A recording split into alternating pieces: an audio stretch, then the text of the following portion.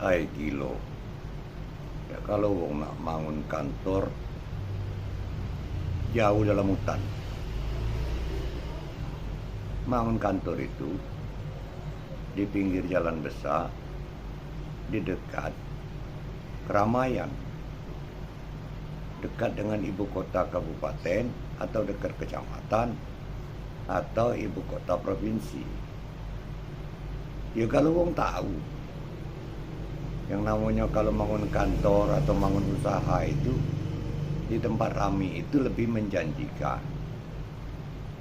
Kalau wong tahu ini. Nah, cuman kalau kita bangun kantor jauh dari keramaian,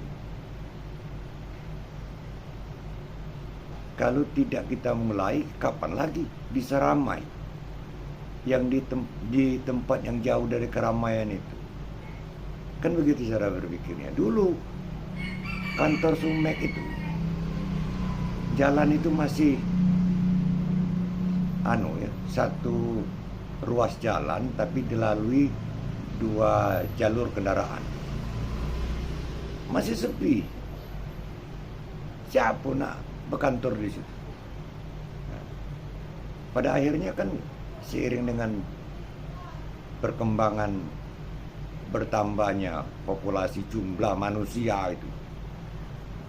Kan manusia ini kalau kemudian lahir, dewasa, kemudian menikah, dia kan butuh tempat. Butuh tempat, kemudian dia mencari tempat. Tentu dia mencari tempat yang di wilayah yang belum ada yang menempati, maka dibuat perumahan. Nah, buat perumahan akhirnya berkembang. Maka luaslah kota Palembang itu. Nah, dulu kan macam di Karyajaya itu kan masuk Kabupaten Oki sebelum pengembangan dulu. Kemudian di KM5 itu masih masuk wilayah Muba dulu sebelum pengembangan. Sekarang masuk wilayah Palembang sampai KM12.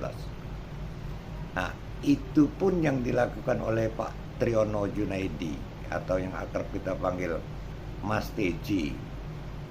Dia membangun kantor untuk media yang dirintisnya itu di daerah kecamatan Air Sugihan, Kabupaten Ogan Komering Ilir. Tempat yang jauh. Jadi lebih kepada suasana desa. Tapi ke depan itu kita belum tahu kan sekian puluh tahun yang akan datang. Nah, itulah namanya yang orang merintis ya cara berpikirnya. Ke depan itu bisa jadi lebih hebat, berlipat-lipat dari sekarang. Dan kalau tidak dibangun di situ, kapan lagi daerah itu mau berkembang? Kan begitu. Nah, jadi samalah becak yang agaklah aku sampaikan itu. Kalau kita tidak mencoba segala sesuatu itu, maka kita tidak tahu di mana letak kelebihan dan kekurangannya. Nah, tinggal lagi berbenah. Nah, jadi cara berpikir seperti ini sulit untuk bisa dipahami oleh sebagian orang. Tapi mungkin kebanyakan orang yang mungkin berpikir sama. Mungkin bukan hanya sekedar seniman, mungkin profesi lain atau karir lain juga mempunyai pikiran lompatan-lompatan ke depan untuk mencoba, yaitu membuat sesuatu yang belum pernah dilakukan orang, dan sesuatu yang kita lakukan itu kemudian menjadi multiguna atau berguna bagi halayak ramai. Nah, itulah orang-orang yang berpikir cerdas namanya, bukan pintar. Ya. Kalau pintar tuh banyak, pintar ngotai, pintar ngomong, pintar mudike, berbohong. Nah, itu kalau pintar banyak. Tapi kalau cerdas, orang cerdas, dia mesti pintar. Nah, tetapi banyak positifnya untuk orang cerdas itu, karena dia selalu berpikir dan untuk berbuat minimal paling tidak apa ya, untuk membawa nama baik diri sendiri, keluarga, lingkungan, mungkin juga suku, mungkin juga wilayah, bahkan sampai ke negara. Itu cara orang cerdas. Beda dengan cara orang berpikirnya wong pintar gitu. Jadi untuk Pak Teji selamat ya. Salut kita dengan Pak Teji. Dadah. Hai Pak Sirot, tersanjung saya. Ini di tengah hutan Pak Sirot, sama dengan Sumet dulu, di tengah hutan juga ya. Kita nyebrang di depan kantor sambil ngantuk, sambil mejem, nggak ada yang lumbur karena sepi. Nah kalau di sini, banyak monyet nih, banyak kucing hutan, banyak gajah. Di tengah hutan. Nah, ini istri saya, kegiatan istri saya ini. Kantor ini memang saya bagi dua, untuk apa? Untuk lantai bawah ini khusus untuk kantor istri saya yang di lantai bawah ini. Ya memang belum maksimal ya, masih belum sempurna karena kita membawa material dari Palembang ke Air Sugihan ini harus penuh perjuangan dan doa. Dan di belakang ini kan saya juga masih meneruskan pembangunan untuk penampungan bak mandi. Ini anak-anak muda ini kreatif. Dan kantor ini yang bangun yang mereka ini. Oh, dia kreatif nih. Jangan dipandang orang jalur ya, tapi kreativitasnya lumayan. Ini tempat ngopi Pak Sirot. Tempat ngopi kita.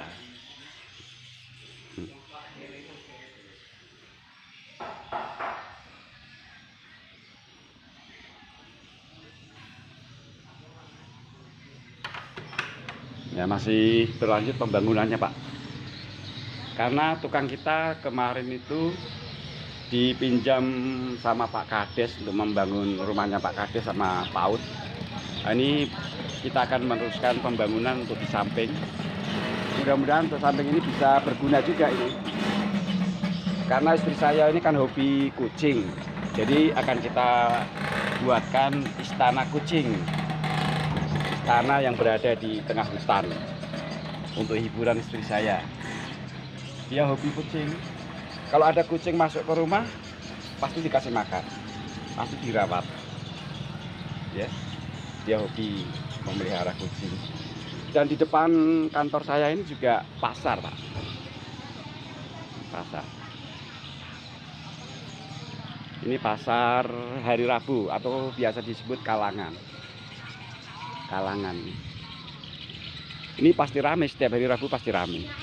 Kita bisa makan lontong, sate, bisa makan apa saja di sini. Ramai di sini, ramai.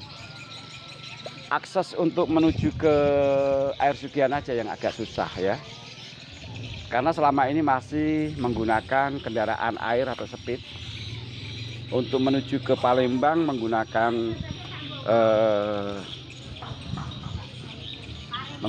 jalan darat ya, itu juga susah. Kecuali kalau cuaca seperti sekarang ini, cuaca terang, bisa pakai motor atau pakai mobil bisa. Tetapi tidak semulus kalau kita di kota ya. Kalau di kota kan jalannya bagus. Kalau di desa ini ya berdebu kalau misalnya kemarau. Jembatan juga belum dibangun, jembatan penyeberangan, sehingga kita susah. Mudah-mudahan ya tahun ke depan lah, seperti Pak Sirot bilang, insya Allah ya kemajuan zaman, perkembangan zaman ya tidak mungkin akan stagnan ya, akan mandek seperti sekarang ini, tidak mungkin, pasti akan maju. Nah yang kita pikirkan di Air Sugihan ini memang tidak ada media satupun di air sugihan ini kecuali ya kita. Nah, makanya masyarakat di sini merangkap ya, masyarakat itu langsung menjadi wartawannya Sumek Minggu. Dia secara otomatis ada sesuatu selalu datang ke Grapena atau nelpon, WA dan sebagainya. Masyarakat proaktif dan media ini bisa menjadi media kepercayaan masyarakat, sehingga masyarakat secara aktif ikut terlibat. Dan saya suka masyarakat di sini santun, damai, ya.